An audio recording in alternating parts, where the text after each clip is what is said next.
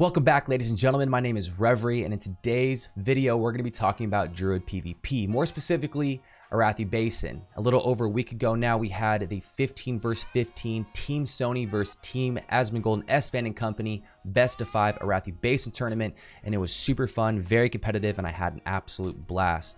I want to show you guys how to play Druid at a very high level, so with that being said, let's get right into the guide.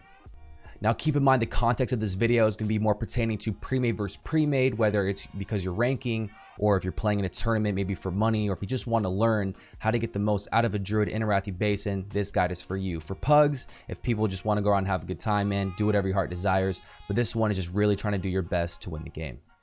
Also, if you're anything like me, I'm a visual learner. I always like some context when I'm trying to learn something. So we're going to be using clips from the Twitch Rivals event to help showcase some of these examples on these points we're going to be talking about in the video. So I got my little note sheet here to help me out, but I'm going to break this video down into 4 parts.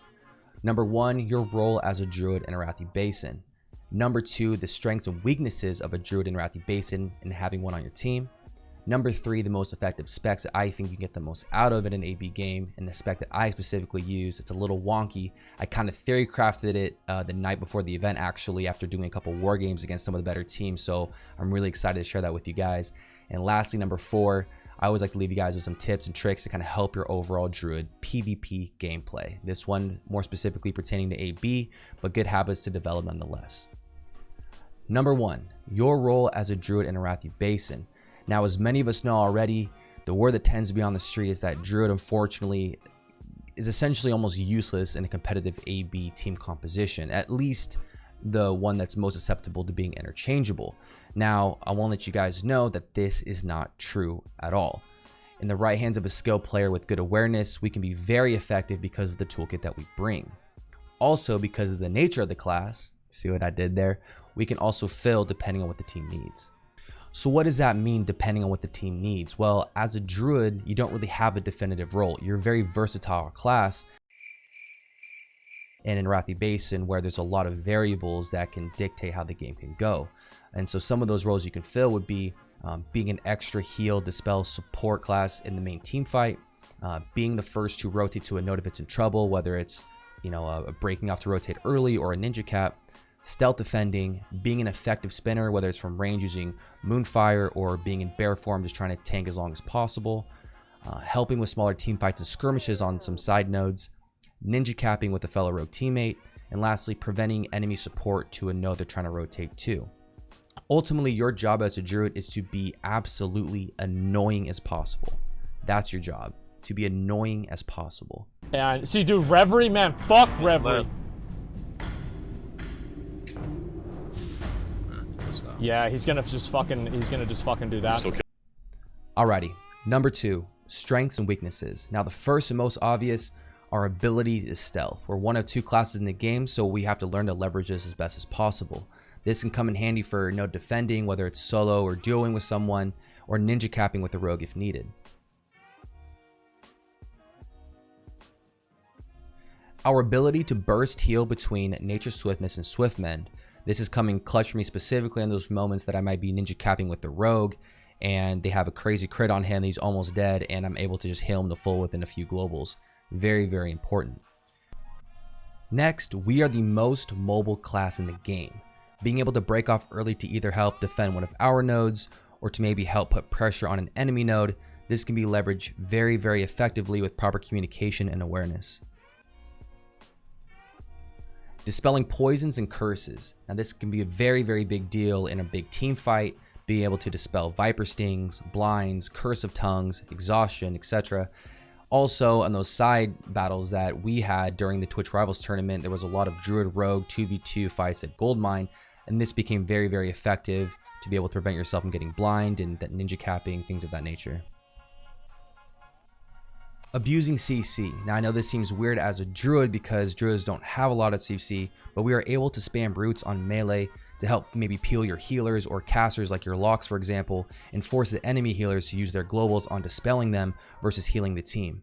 Also, it's possible to have what I call short burst windows of CC. Now, for example, you can root a melee, feral charge a healer on their cast, bash another nearby target, and nade another target on their team, and you can have about 2, 3, 4 seconds of CC for your team to pull a little further ahead. Preventing rogues and druids with the ability to stealth with Fairy Fire lasting 40 seconds. Now, I mentioned this in a previous video. Fairy Fire is one of the most annoying abilities in the entire game up until BC, where rogues get Cloak of Shadows, but there's really nothing they can do until they get dispelled or if they wait off the 40 seconds. This is really, really big if you're able to do it, if they're mounting up somewhere, maybe trying to ninja cap or force pressure. So anytime you have the opportunity to be able to Fairy Fire a rogue or a druid, always do that. Going back to the versatility comment I made earlier, druids have the luxury of being able to spin the flag in different ways, either using Moonfire from 36 yards away with the Nature's Reach talent and kiting, or using Bear Form and swiping in those bigger team fights. Looking for polymorphs and trying to take out toxicity before he can get back into the fight here at Lumber Mill. The Alliance have a lot of bodies up here. Maui Wowie and Trickster spinning with Holy Nova and Arcane Explosion. But that's a double kill for the Alliance. But an Iron Grenade from the side. Revery clutching in on that Bear Form, trying to get some swipes out. He's caught into a Psychic Scream. It breaks a little prematurely. He's going to get some peels, some spins onto the flag here. He's about to go down, but the entirety of the Horde come in to back him up onto the flag. Beautiful spins. Look at that damage right now from the Horde. Absolutely cleaning up. That chain lightning is just beautiful across the board. That's a complete KO. Lights out for the Alliance. Lastly, delaying enemy retreats and extra support. What do I mean by this? Well, we can use our toolkit using things like Entangling Roots, Fairy Fire, Moonfire to keep people in combat, Feral Charge, War Stomp if you have it, using the total Druid kit to keep some of the enemies in combat so they aren't able to support or retreat from a base that they're losing. This can delay them quite a bit and be an overall advantage for your team. Revery could be utilized. This could be the X factor for the Horde overall. He was on defense almost entirely, and now that Asmongold tried to push it a little bit too far and take 4 bases, he was allowed to be in the fight. I mean, he's using those Entangling Roots. He's basically keeping targets at this base totally useless with 0 mana for a very long period of time, and it's completely debilitated the Alliance. They just can't get away. Look at him. He's just running up to them, rooting them. Even if they get on their mounts, they can't get back into the team fight, and that Druid utility is getting to shine because of the Alliance's overextension. Okay, so now the weaknesses of a Druid.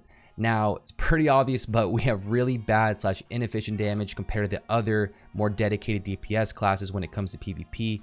We have a hard time killing other classes, if at all, and I just overall, unfortunately, just don't recommend it. Another weakness is our healing in general really isn't that great compared to a Paladin or a Priest. We go very quickly, and we're just not as efficient, unfortunately, so you have to be very careful on how you spend your mana. Now, I know this is going to be a heartbreaker for some of you Ferals out there, but I'm just going to keep it 100 with you guys. In my personal opinion, Feral just doesn't add much more benefit than a Balanced Resto or a Resto Druid can bring to the table. Maybe aside from being a little tankier on the flag for spinning, but outside of that, is really not up to par. As a Druid, we just can't do much solo offensively. Maybe like solo ninja capping or 1v1ing. If some of you've watched me do Arathi Basins against some pre-mades, I have been able to 1v1 people just with my dueling experience, but more so than not, it's just gonna be really hard because it takes us so long to kill a class that by the time you actually kill it and be able to cap, assuming they don't body res, one of their teammates are gonna come and support them. So in terms of just solo play, it's very hard offensively. Lastly, one of the biggest weaknesses, especially when it comes to playing defense, is Druids are very susceptible to Rocket Helm. We don't have a pet like Warlocks or Hunters that if we get stunned, we're able to still interrupt flags. Rogues can use things like Vanish. So our best chance of countering that is having the Skull of Impending Doom equip, just in case you see somebody about to Rocket Helm you and you're able to batch it to cancel that effect. Number 3, let's talk talents and specs. Now in front of me here, I have some of the more common talents that Druids use. I don't want to spend too much time on this, but I'm going to kind of weed some of these out and we're going to talk about the spec that I use. I'm just really excited to share with you guys because I kind of theory crafted the night before and it ended up paying off quite a bit. Now this first spec I know a lot of you guys are probably familiar with. If you come to my channel, this is the 30-021 spec I use for pretty much everything. And as much as I love this spec, sadly, like I said, Druids are way better utilized as more of a support role, and this is definitely the more of a damage role. So this wouldn't be as effective, in my opinion, for efficient AB effectiveness. Next is the 1911-21 spec, which kind of gives you a little bit of everything, the tri-spec, whatever you want to call it. The reason why I don't think this spec is efficient for competitive AB is because it's not mana efficient at all. And you go very quickly. And if you guys see a lot of the clips from the Twitch Rivals tournament, because there's so much time rotating and fighting, you don't really have a lot of downtime to consistently get mana. So with that, you're just so inefficient. You're always and it's just really hard for you to stay constantly supporting your team. Heart of the Wild is one of our favorite specs as a druid. I know a lot of druids out there that use this for PvP. It's the closest thing we can get to kind of a hybrid feral spec that's the most viable for us. But unfortunately, in terms of a total team environment, it doesn't really bring what we need to the table. Not having Swiftman really hurts that support. And with feral, you don't really have the damage that's really on par. And although you might be a little have a little more survival, we're still very susceptible to CC, unfortunately. And we just don't have the constant sustainability that we need for a constant team fight. Although we do get a bigger mana pool with a Heart of the Wild talent, we're still not as efficient, and we still have to regenerate that mana, and it's just a bigger mana pool that we have to constantly gain. So it kind of slows you down overall, unfortunately. This next spec is known as the flag carry spec. This is the one that I usually recommend most of my viewers who are asking for it. And this spec, I would honestly say, is definitely viable and can arguably maybe be optimal depending on who you talk to.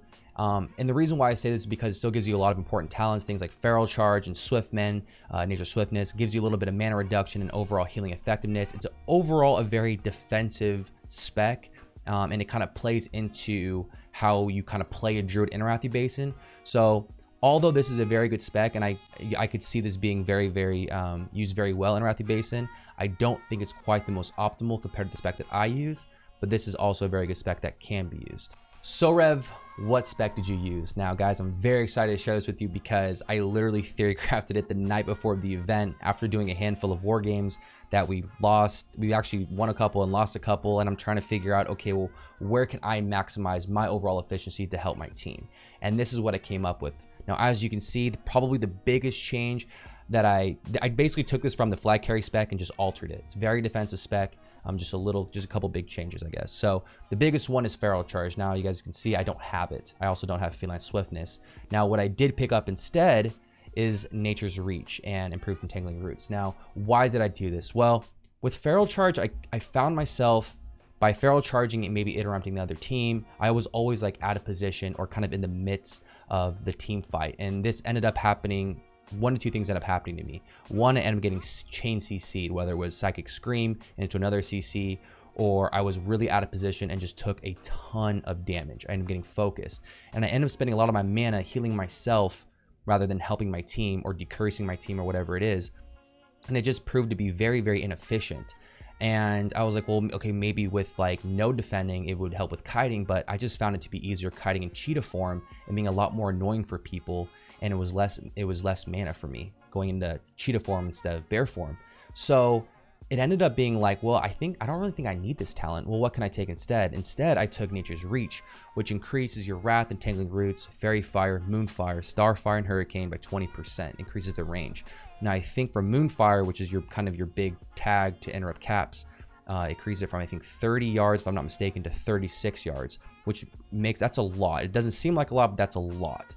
And it actually outranges warriors from being able to charge or intercept you, which is huge for that. I also end up getting Improved Entangling Roots, which if I have a lot of pets on me or somebody uses Barobs, I can still am able to kite maybe rooting a rogue or a warrior or something that's trying to train me or something in the battleground. Obviously the rest of the tree is relatively the same. I mean, a lot of this stuff is very, Sogot, Nature Swiftness, and Swiftmen. But the biggest thing is moving the Feral Charge points into Nature's Reach. Now that was the big one. The second biggest thing is I actually put from the flag carry spec is Feral Aggression. I actually put it into Ferocity because this reduces my swipe cost. Now, why did I do that? Well, in bear form, in those moments where you have to spin in bear form, having that reduced swipe cost, you're able to swipe more often, and in theory, stopping caps more efficiently while you're alive. So that was kind of the two biggest changes, and this is the spec that I would go with 10 out of 10 times every single time so far, unless something comes up with something crazier. But this proved to be very effective, and I would recommend this if you're in a competitive AB environment. All right, guys, number 4 and lastly, some tips and tricks I like to leave you guys in terms of Druid PvP and pertaining more to Arathi Basin, some things that give you that little competitive advantage. The first thing is abuse water form or seal form, whatever. I don't even know what it is, but abuse the water form. And what I mean by that is there's out of Warsong Gulch, Arathi Basin, and Outtrack Valley, Arathi Basin is the only real battleground you can kind of even use that to your advantage. And letting you know, not a single class can keep up with you in the water. So it's really easy for you to just be annoying on the road, root somebody, whatever, and then run to the water, seal form, run away. And if people chase you, they're just wasting more time because they can't catch you. So really, really leverage that form. You can also use it to rotate to a node quickly, whether it's from blacksmith to stables or blacksmith to farm. If a lot of times good teams will have mages watching those bridges and roads to slow you down, you have that extra speed to be able to cut that and be able to get there more efficiently. Next, really get into the habit of using rank 1 spells, more so pertaining to Moonfire and Tangling Roots. I think out of the 4 games that we played in the Twitch Rivals tournament, I don't think I used a single max rank Moonfire. And the reason for this is because by using rank 1 spells, it reduces the mana of the cost of those spells, which leaves you more mana to use on other abilities like healing, dispelling or decursing, shape-shifting, and just trying to be more annoying. Man, fuck Revery. Remember, as a druid, your job is to prevent capping, not trying to kill. That's up to your teammates. So using those rank 1 spells to either interrupt caps or prevent enemies, maybe keeping them in combat so they're trying to run away, or just being super annoying, all those are very, very good to use. Man, fuck Revery. Now this one's kind of an overall PvP tip. Mainly, it's actually used a lot in Arena, but can also be used in Battlegrounds as well, is your positioning. Learning your position and kind of where you're most effective. As a Druid, because of the spec that I use, I found myself to be the most effective being more passive and kind of in the back line. Like I said, decursing, dispelling, healing, and then using my long range Moonfires or Roots or Fairy Fires to kind of do all the interruptions and being annoying. It was only those very specific times I had to go into bear form and spin the flag. But really being that passive backline, it also gives you the advantage to be able to be the first to peel off to a node that's in trouble. So really watch your positioning and make sure that you're in a very safe position. The last tip I have for you guys, I will reiterate this in every Druid PvP video, the single-handed thing that helped me the most in improving my PvP skills: work on your 1v1s, guys. It's time to duel. Do not be shy. Get out there, get in front of Org or Stormwind or Ironforge, wherever it is, and duel as much as you can. Get that experience. Learn how you fight each class. Learn what each class tries to do to you to counter you, and learn how to counteract that. That will single-handedly improve your overall skills and knowledge on how to become a better PvPer in Classic WoW. So that is the biggest thing I can give to you. I will reiterate this in every video. So get out there and duel. All right, guys, that is it for this video. Thank you guys so much for watching. Shout out to all my Druid PvPers and aspiring Druid PvPers. I hope this information helped you guys out. If it did, make sure to hit that thumbs up, man. Drop that like. I'd really appreciate it. Of course, subscribe to the channel. If it also helped you out, there's plenty more of Druid PvP content to come. I know this stuff's highly requested, so I'm trying to deliver, man. If you guys have any questions or just want to find a place to reach me, make sure to drop a follow on my Twitter and DM me there. It's a good place to find me. Of course, I do stream on Twitch at twitch.tv/Revery. Come by, love to have you. It's another great place to ask me questions, and we have a great community of people there that are super awesome and knowledgeable. So make sure to pop by. Thank you guys so much, man. I'll see you in the next video. Peace.